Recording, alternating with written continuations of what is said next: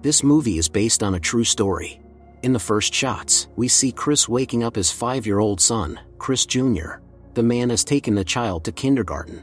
Chris never knew his father and made a promise to himself as a child that his children would never experience the same thing. The action is set in San Francisco in 1981. Right now Chris is not having the best time of his life. He tries to sell medical devices, but is unsuccessful. Chris does not have time for anything and asks his wife Linda to pick up the son from kindergarten, but she's busy, too. All day long, Chris has been wandering around the hospitals, hoping to sell something. He really needs the money, because he can't afford even the bare necessities. There are constant scandals with Linda at home because of this. Chris is very tired of being out of money, but he doesn't give up. One day he met a man in an expensive car on the street. He turned out to be a stockbroker. To get this position, it is not necessary to have an education. The main thing is the ability to count and sociability. Everyone around him seems happy and successful, and he is just as good as they are. In the morning, Chris informs the wife of his intention to take an interview at the brokerage firm, because as a child he was easily given mathematical problems. Linda does not believe in her husband's success, considering him a loser. Linda is very tired of this life, because she has been working overtime for 4 months while Chris earns nothing. After asking a hippie woman to look after the equipment, Chris decided to try his luck and went for the interview after all. He was given an application form for an internship. There are a lot of people who want to get this job. Out the window, Chris saw the hippie stealing his equipment and rushed to catch up. He did not have time to stop the thief, as she entered the subway car. Every 6 months the firm recruits 20 interns, but only one of them gets on the staff. Chris doubted that he would succeed, since he had no education. Soon Chris took the completed form to the brokerage firm. Jay Twistle, the head of the personnel department, promised to call back. Suddenly Chris saw the same hippie in the crowd who had earlier stolen his equipment, and he ran after her. This was a big deal to Chris, for he had spent all his savings on this equipment, thinking it would bring him success. He managed to get his property back after all. When Linda saw that he had sold nothing, she was upset. It is the son's birthday, but Linda was not at all happy about the celebration. In the evening, Chris tried to talk to her, but she was in no mood to listen to his promises. A month later, Chris approached Mr. Twistle and asked if they would consider him for the job. Jay was in a hurry, so Chris got in a cab with him. He tried his best to make an impression. Jay meanwhile unsuccessfully tried to assemble the Rubik's Cube, which has now become very popular. When Chris did it, Mr. Twistle was shocked and called the guy a genius. Since Mr. Twistle forgot to pay the cab driver and Chris was short of money, he had to run away. However, the cab driver continued to chase him, first on the street and then on the subway. As Chris's hand got stuck in the door, he had to drop the equipment. Karma caught up with him. Later, he called the wife from a landline and apologized for not picking up the child from kindergarten. Linda declared that she and the son were leaving him. Chris couldn't let his family break up.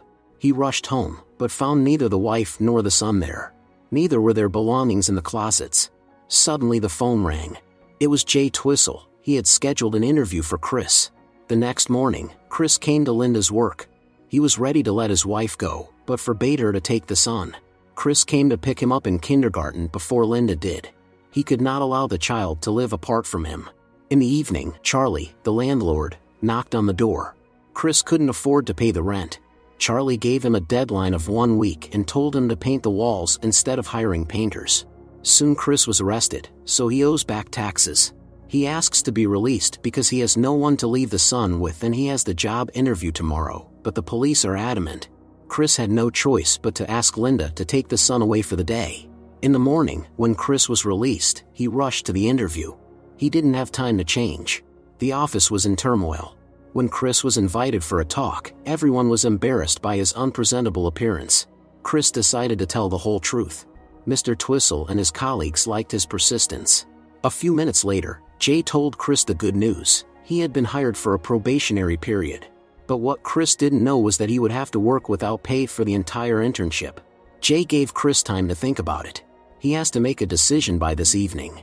Chris didn't know what he was going to do. Because of the 20 people who would take the course, only one would join the staff. In the evening, Linda brought the son. Suddenly she announced that she was moving to New York and leaving the child here. Chris called Mr. Twistle's secretary back to let him know he was ready for the internship. While the son slept, Chris packed bags, for he had no money to pay the rent on the house. The very next day they moved into a motel. From now on, father and son live without Linda. They went out to sell the medical equipment together. Today Chris managed to sell one apparatus and made some money. At the same time, he began training at the brokerage firm. Out of all the trainees, only the best will be chosen. At the end of the probationary period, an exam awaits them. During a break, Chris saw a hobo with his equipment and ran after him, getting hit by a car. Fortunately, Chris survived, but lost his other shoe.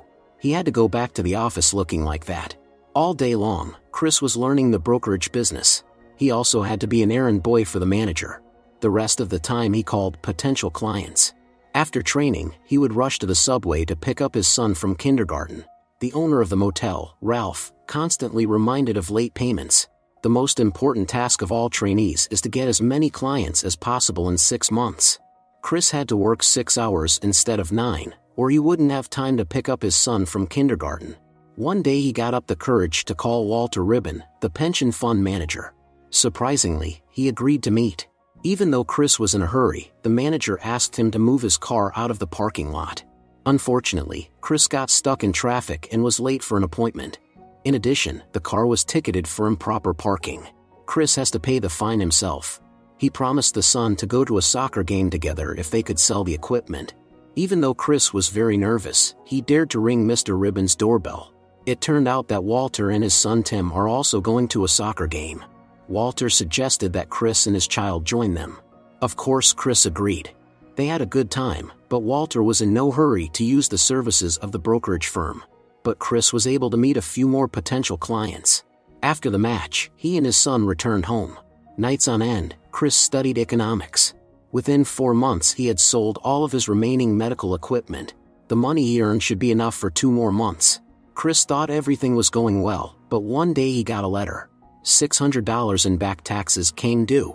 Chris's bank account was seized, and he and the son were left without any means of livelihood. In the morning, Ralph demands payment for the motel room, but Chris has nothing to pay. He doesn't know what he should do now.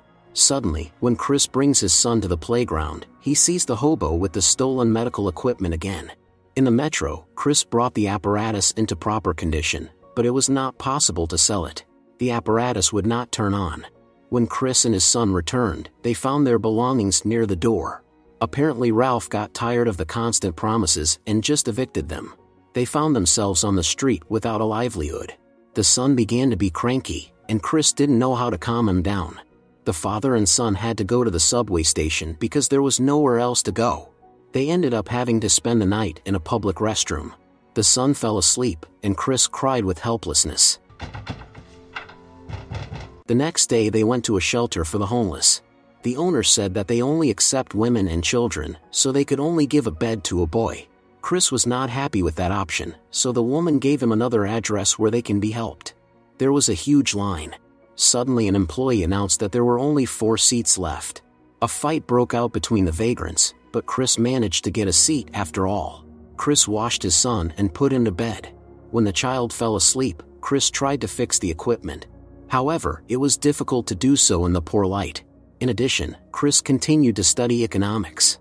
During the day, Chris worked in the office meeting with clients, and by 5 he took a place at the homeless shelter to get a bed for the night.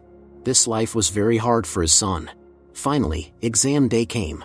Afterward, Chris crossed paths in the elevator with a colleague, who panicked when he found out that the back of the exam sheet also had questions on it.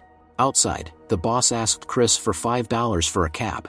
For Chris every dollar counted, but he had no choice but to comply with the request. Chris had to become a blood donor to get some money. Now he was able to buy parts to fix the light bulb on the apparatus. The son asked why the mother had left them.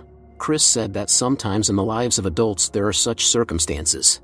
Finally, Chris was able to fix the equipment after all. The very next day he sold it and made $250. The father and son moved back into the motel. For the first time in many days, Chris was able to get a good night's sleep. One day after work, he was walking with his son by the sea. Chris liked being away from people and hustle. It was the only way he could take his mind off his own failings. Finally, the decisive moment came.